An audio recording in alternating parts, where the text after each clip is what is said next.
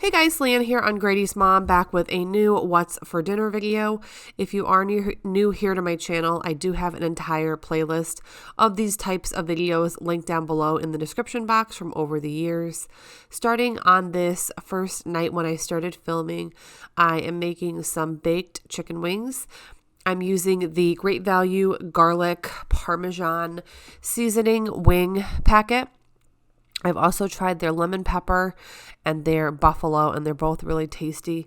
I just bake them in the oven. My husband likes the drums and I like the flats. So it always works out perfect because we get a dozen wings. He gets what he likes. I get what I like. Did some celery and ranch on the side and some little smoky sausages with barbecue sauce. The next clip here, I got this Marsala sauce thing for Christmas. It was in like a little foodie gift basket with some nice gourmet foodie items. So I decided to try it out. It's a chicken Marsala sauce. So I just thawed out some boneless, skinless chicken breasts I had in my freezer. I butterflied the breasts. And as you can see, I pounded them out thin because that's just the way that traditional Marsala is, and that's the way I prefer it. So I just pan fried the thinned out breasts in a little bit of olive oil and butter. I did dredge the chicken in some flour, salt, and pepper, and then I just let it simmer in that jarred Marsala sauce. It was okay. I definitely appreciated the gesture of the gift. It definitely wasn't disgusting by any means, but it wasn't my favorite. I just served it over egg noodles with some peas. It was a nice dinner. It was something different for sure, but it's just not the way that I normally like my chicken Marsala. This next clip here, I am making some salmon for my husband. Some of you may not know, some of you may know, I am not a fish fan. I do not eat fish. I do not like fish, any fish, not even like tuna fish. I do like seafood though. So when you see me making fish, which is rare, I'm making it for my husband. So I had some broccoli, so I steamed up some broccoli here. I did the salmon for my husband, as you can see here with the broccoli and the rice. I think this is just like a rice-a-roni rice pilaf. And I had the same thing, except instead of the fish, I had a leftover piece of that chicken breast from the night before with that Marsala sauce on it. This is a random lunch clip I threw in here. I threw a couple lunch clips in this video. My husband and I was working from home this day. My husband was working at home this day. So I got out our panini maker. I got this panini maker last year and I really love it. I just made some grilled turkey cheese and aioli, like a pesto aioli panini. And I did some soup here.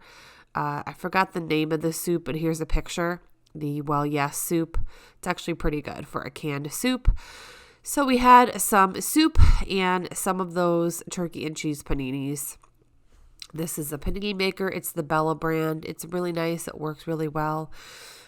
This is some twice baked broccoli cheese potatoes here. This I think is a batch that I thawed out from the freezer. I will show a more in-depth clip of me making these at the end of this video. So I did thaw these out and baked them. My husband had the leftover piece of salmon with 2 halves of the baked potato and some leftover rice. Very filling meal, but they were 2 halves, so he was able to eat everything. I don't know where the clip for my dinner went that night, but it looks like we're moving on to another night. 5-ingredient chili with Jiffy cornbread. I just do mine like in a tray like this. Sometimes I'll do it in muffin form, but I do my chili over pasta. I'll leave the link down below in the description box for this recipe. It's a 5-ingredient chili, very, very easy and foolproof. And the cornbread here was just a little bit of butter on top, and it was just a delicious meal. The next clip here is another lunch clip on a day when my husband and I were both working at home.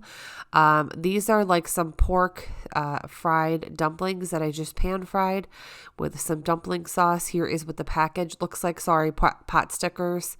I buy the big bag of these and it lasts us for a while. I just make like a dozen of them and we share them. I think we also had a salad on the side, but I can't remember what kind it was. The next clip here are BLT bagel sandwiches. So I had some nice bagels. I toasted up bacon, lettuce, tomato, mayo on my husband's, butter on mine. And I did some broccoli, I think broccoli cheese pierogies, I'm pretty sure. I love pierogies. I could literally eat them every single day. They are delicious if you've never had them. It's like a ravioli meets a mashed potato. There's mashed potato inside. So good.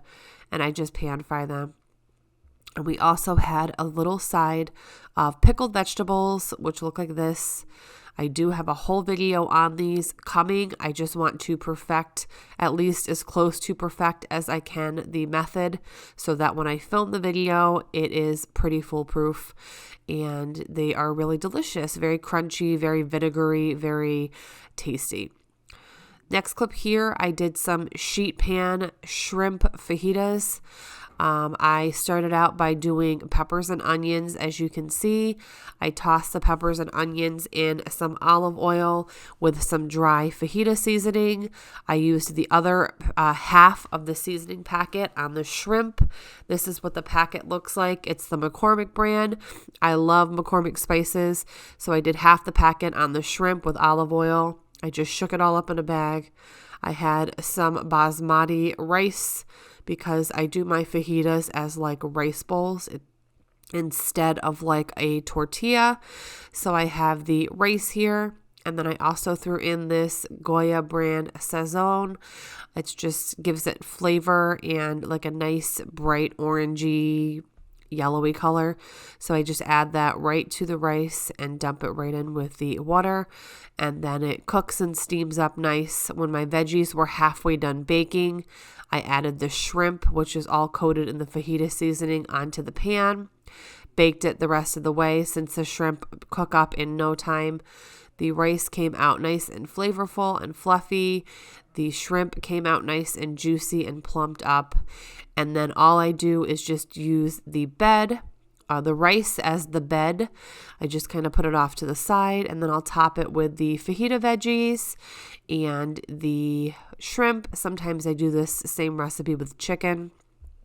Sometimes I'll do it with beef. Most of the time I would say I do it with chicken, but shrimp was a nice change to have as the meat, if you will. Sometimes I add in mushrooms with the peppers. I just didn't have any. Really, you can do whatever. You could obviously make this vegetarian, and instead of like a protein or a meat, you could use beans, tofu. There's so many different meat alternatives now for different, diets and lifestyles. This is just one little, idea that you could do. It was very flavorful.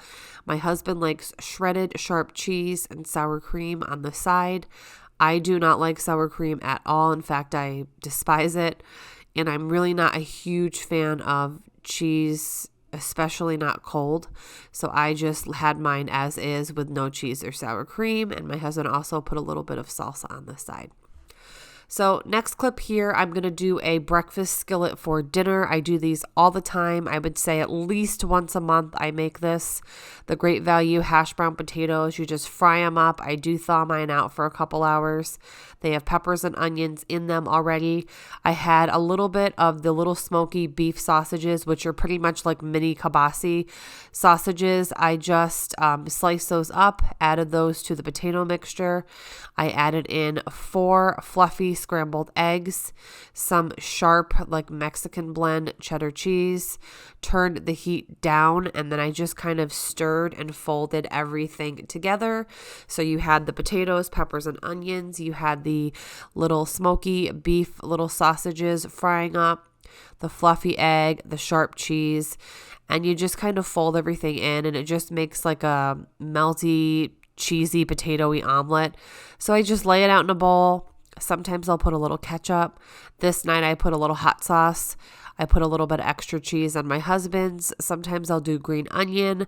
As you can see, here's a little bit of Frank's Red Hot. And I think I also put a little bit of dried chive since I didn't have like fresh green onion.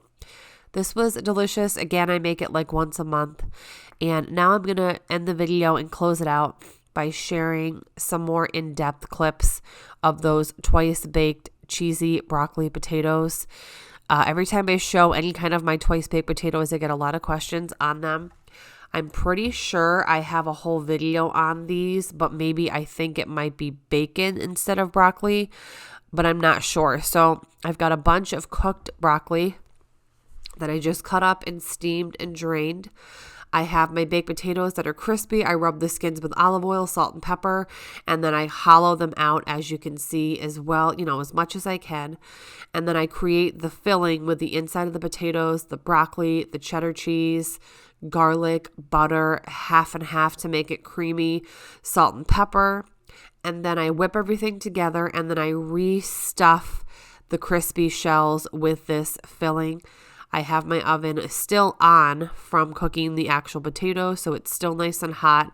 I stuff the potatoes to the max. I like to make sure I use my fingers and a spoon to push the filling down inside the shell because you really want a nice stuffed effect.